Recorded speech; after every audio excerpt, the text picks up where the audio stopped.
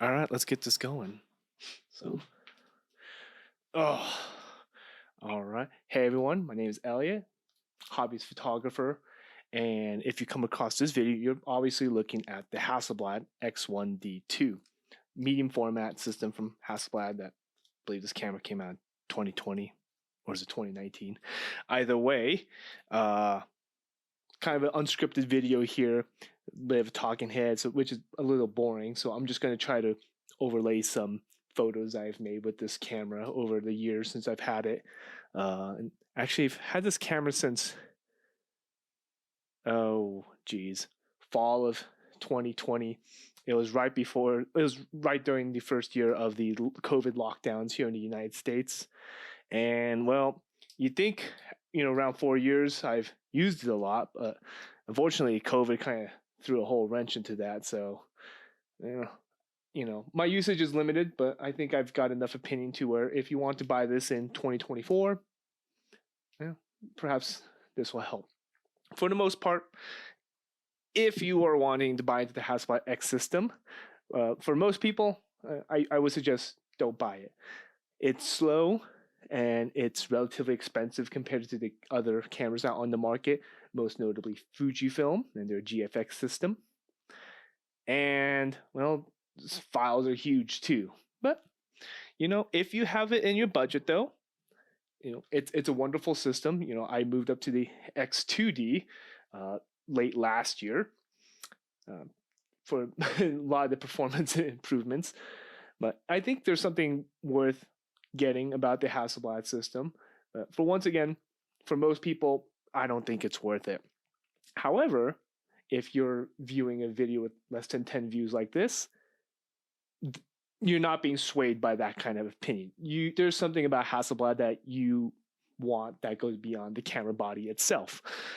And most notably, it would be about the lenses. So, here's two of the lenses I have, like the 45p, which I'll talk more about that later, 135 millimeter f2.8, and the 65 millimeter. I have some other lenses, like there's the 30 millimeter sitting right there. I have the 90 millimeter.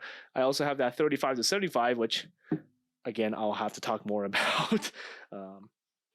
So, yeah. Moving on to the camera itself. If you haven't already watched the bigger YouTubers talk about it, it looks nice. It feels relatively comfortable. A lot of the reviewers I, read and watched say that the grip is super comfortable. It's first class. Like, it's all right. Like, I like it better than, like, say, Sony's and Panasonic's cameras. But, I kind of like Nikon's better. And I would arguably say that Canon's on the same level as in grip comfort. One thing that Hasselblad does get right over the others is their touchscreen interface. It's a lot easier to use. It's fairly intuitive. And the icon-based system just makes a lot of sense for us in, North America and Europe. Those in the Asian market might feel differently about that, but I can only speak for myself, really. So if I were to establish a hierarchy of cameras that you should buy from the Hasselblad X system, if you got the funds, get the X2D. Don't look at the others. It is so much more better than the X1D2. However, when you look at the market, the brand new price for this is $8,200 US. On the used market, you can find it between $6,500 to $8,000. I bought mine for $6,500. It was a pretty good find for myself. The X1D2 and the X1D you can find for considerably less on eBay and whatnot. I will say that between the X1D and the X1D2, despite sharing the same sensor and whatnot, I would highly recommend buying the X1D2 over the first generation. The first generation I read kind of has a lot of problems as a first generation product. The build quality isn't quite there. The dials wear out over time to where they're just not responsive. And also the boot time from, starting up the camera is 8 seconds on that camera. The X1D2 is not fast, but it's 4 seconds. So it's half that time, which just makes the X1D2 a lot more usable out in the field. So otherwise, you know, if you need to be dissuaded from Hasselblad, there's the Fujifilm GFX system, which, arguably you can get for pretty cheap, and especially the lenses. The lenses that Fujifilm has been putting out can be found on the used market for far less. And, for a lot of the Hasselblad lenses used, you can buy a Fujifilm equivalent for brand new if you want the warranties and whatnot. In terms of performance, the X system, the first generation lenses, they're pretty slow in terms of autofocus. And I'll bring up the 45p here, which, a lot of the reviews you've probably have seen involve this lens. It's the one that like every reviewer got with the X1D2 and even the X2D. If you're getting the X1D or the X1D2, I do not recommend the 45p. Yes, it's small. It's optically very nice. The autofocus, however, is awful. It's terrible. Honestly, this lens has made me kind of regret buying the X1D2 at the time I did. Yeah, and the one quirk that a lot of people say is a good thing for it is that the manual focus is mechanically coupled. It's not a focus by wire like the rest of the system is. People really like that. However, I don't find the focus peaking tools on the X1D to be accurate enough. I tried that. It just lights up everything. It's in focus a lot of the times that I just misfocused a lot doing that. And going by the autofocus, it would miss and it will continue to hunt. And I missed a lot of shots that way too. Fortunately, as a hobbyist, no one's going to sue me for getting an out of focus photo. There's zero stakes here, so I can take all the blurry photos I want. I can just be mad at the camera instead of anything else. The other lenses, say like the 30 millimeter, the 90 millimeter, the 135, the 35 to 75, they actually do a very good job in terms of autofocus. Then another lens, like the 65 millimeter f2.8, it's okay. I would say it's in between the 45p and the like 90 millimeter. It sometimes hunts, but if you want f2.8, then that's what you gotta put up with that. I've never tried the 80 millimeter f1.9, so I can't speak for that. And neither have I tried any of the newer lenses like the 28 millimeter P, the 30 millimeter V, the 55V, and the new 90V. Those all have stepping motors, and presumably they will be nicer. So if you do get the X1D2 with one of those V lenses, perhaps your autofocus situation won't be as dire as I might describe. But just keep in mind, once again, it's not fast. If you're doing sports and stuff like that, obviously this is not the right tool. If you got slower subjects, oftentimes with portraiture, landscape photos, and in my particular case, hot air balloons, which, they don't move very quickly across the sky. But sometimes there is a bit of action. People do run. It's not as slow as you might think. However, I still make it work to some extent. So as you've hopefully have seen from my example pictures, the image quality is top notch. It's great. You don't get much better than this with other camera systems. And you would hope that other camera systems can't really approach this for the amount you're about to spend or have spent. The images, they're sharp. They have lots of details. I really like the colors that come out of the camera. Well, I should say that come out of the raw files, because I don't do much color manipulation. I'm a very lazy editor. All I do is just boost up that vibrance slider a little bit. And I like what I get. I feel that Hasselblad, it's not about it's not about accurate colors that Hasselblad makes. They just make colors that really pop into your mind. When you see, when you take a picture of, blue sky, hot air balloon against the blue sky, your mind thinks, yeah, that's blue. But when you look at your file, on another system, it may be not as blue as you expected. It might, realistically have a little bit of haze that kind of, muddles the memory.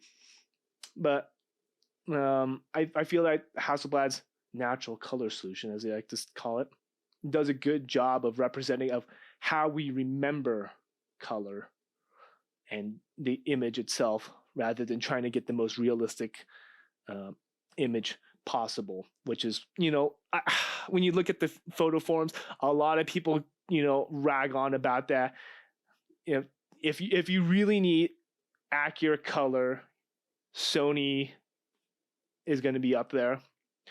And then for the Fujifilm GFX system, compared to the Hasselblad, is technically more color accurate than Hasselblad. But, who cares? Like, if you manipulate colors in post, you're going to manipulate colors in post anyway. It doesn't matter that much. Maybe not. And as far as lazy editors like me that just use Lightroom and nothing else, Hasselblad is a great starting place to be for any file. And I find it very easy to get the image that I saw myself and put it onto, a digital file or a print eventually. Another reason why you might be looking at the Hasselblad X system rather than anything else would be the leaf shutter. So, each lens itself has a shutter rather than the camera body, and this allows for flash sync speeds up to 1/2000th of a second, or with the newer 90V 1/4000th of a second. You may have recently read about the breakthrough that is the Sony A9 III with its global shutter. I think that's an amazing piece of technology, and it's going to be really nice when it comes to the rest of the camera industry.